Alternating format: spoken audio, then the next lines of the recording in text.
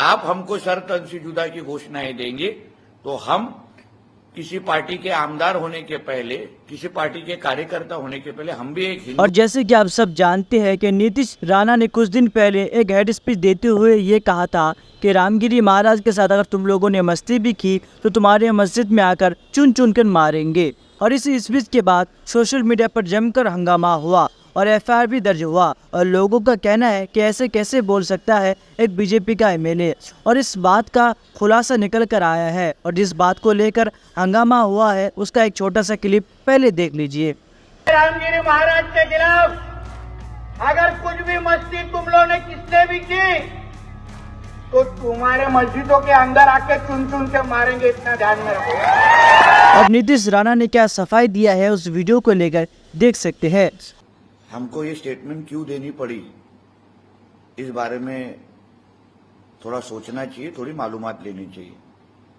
जब से हमारे महंत रामगिरी महाराज जी ने एक स्टेटमेंट दी है, उसके बाद जो जो व्यक्ति ने उस स्टेटमेंट का समर्थन किया है, जो जो व्यक्ति ने उनके स्टेटमेंट का व्हाट्सएप स्टेटस रखा है, उनके घर पे जाके उनको मार डालने की धमकी दी जा रही है।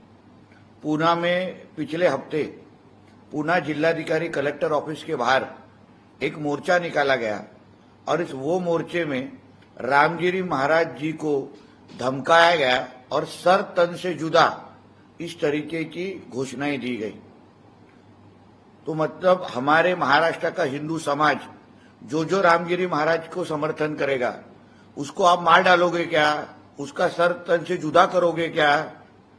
डॉक्टर बाबा साहब अम्बेडकर जी के संविधान के माध्यम से जो कुछ सजा अभी एफआईआर रामगिरी महाराज जी के ऊपर भी हुई है, जो सजा उनको एफआईआर के माध्यम से होगी, वो केस इन्वेस्टिगेशन होगा, स्टेटमेंट देखा जाएगा, उसके बाद होगा ना।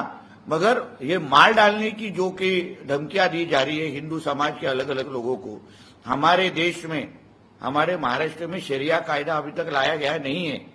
तो इसलिए अगर आप हमको शर्त जुदा की घोषणाएं देंगे तो हम किसी पार्टी के आमदार होने के पहले, किसी पार्टी के कार्यकर्ता होने के पहले हम भी एक हिंदू है और हम भी उसी तरीके का एक्शन टू रिएक्शन देंगे। उसी तरीके, वही तरीके का संदेश कल हमने हमारे मोर्चा और हमारे सभा के माध्यम से दिया है।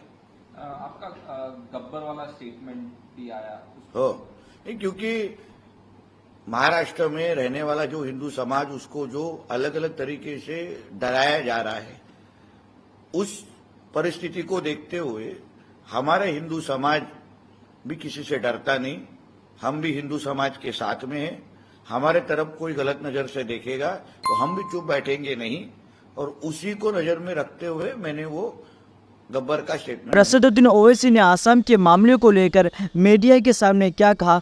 देखिए, ये जो कल जो हरकत हुई, इसकी पूरी जिम्मेदारी आसाम बॉर्डर पुलिस के ऊपर आती है, क्योंकि आसाम बॉर्डर पुलिस बहुत ही बायस्ड और रैंडमली किसी को भी पिक कर लेके उनको डिक्लेयर करती कि ये फॉरेनर्स हैं, और फिर फॉरेनर्स ट्राइब्यूनल में केस जाता।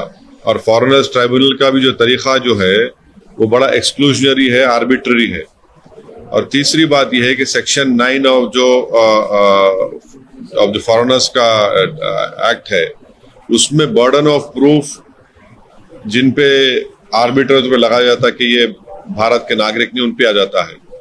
तो इसीलिए ये जो पूरा प्रोसेस है, इसके बारे में आप थोड़े दिन पहले रहीम अली का एक केस हुआ था सुप्रीम कोर्ट में, जिसमें सुप्रीम कोर्ट ने कहा था कि ये पूरा प्रोसेस ग्रॉस इनजस्टिस है, और इसीलिए ये आसाम की बॉर्डर पुलिस और फिर वहाँ का जो फॉरेनर्स ट्राइब्यूनल है, इनका जो तरीका है बड़ा आर्बिट्री है। और इसी की बुनियाद पे आप देख रहे हैं कि आसाम में एक फैमिली में अगर 6 लोग हैं तो एक आदमी को बोलते ये इंडियन सिटीजन नहीं है। कैसा हो सकता है बोलिए? फैमिली में अगर पूरे होना, एक को बोलते, और फिर एक जगह पर इन 28 लोगों को जमा करना वहां पर, और जमा करके एक तमाशा करना, और उनकी चीख पुकार की आवाजें जो सबको फिक्रमंद और परेशान कर रही है। और आखिरी बात यह है कि government of India media report के मुताबिक सितंबर से सेंसस शुरू करेगा, और सेंसस के साथ नरेंद्र मोदी एनपीआर एनआरसी करेंगे। जो स्टेट्स जैसा तेलंगाना है, यहाँ पर तेलंगाना की असेंबली में एक रेजोल्यूशन पास हुआ असेंबली में यूनानिमस के सेंसस होगा मगर एनपीआर एनआरसी नहीं होगा। मगर मोदी ये चाहते हैं कि सितंबर में सेंसस होगा तो एनपीआर एनआरसी के साथ कराया जाए। अब जब एनपीआर एनआरसी होगा तो यही नजारे पूरे मुल्क में नजर आएंगे हमको, खुदा ना खास्ता। सर, लीगल एस्पेक्ट्स को कंसिडर करते हुए इन लोगों को बताया गया है कि ये फॉरेनर्स नहीं, वो सही है। मैं आपको क्या बता रहा हूं कि सेक्शन 9 जो है वो बर्डन ऑफ प्रूफ किसी पे भी आप इल्जाम लगा दो कि भारत के नहीं है, उनके ऊपर आता। दूसरा है कि आसाम की जो बॉर्डर पुलिस है रैंडमली किसी को भी उठा सकती है और उनको बोलते कि नो सिटीजन नहीं है।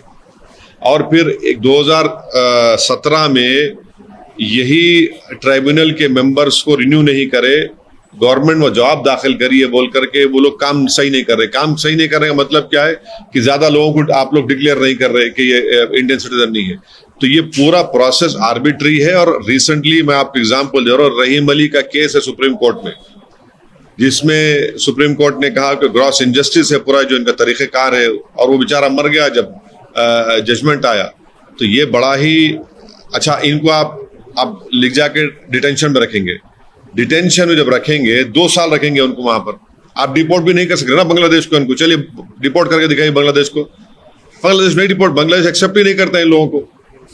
आप डिटेंशन में रहेंगे, डिटेंशन में उनकी बेल होना या तो 6 महीने में होगा या फिर जो भी हो कोर्ट डिसाइड करेगा, मगर 2 साल वहीं रहेंगे वो लोग अपनी फैमिली से।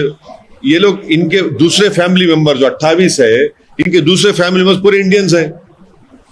ये कैसा है बताइए आप। इस वीडियो को लेकर आप लोगों का क्या राय है, हमें कमेंट सेक्शन में ज़रूर बताइए। फिर मिलते हैं अगले वीडियो में।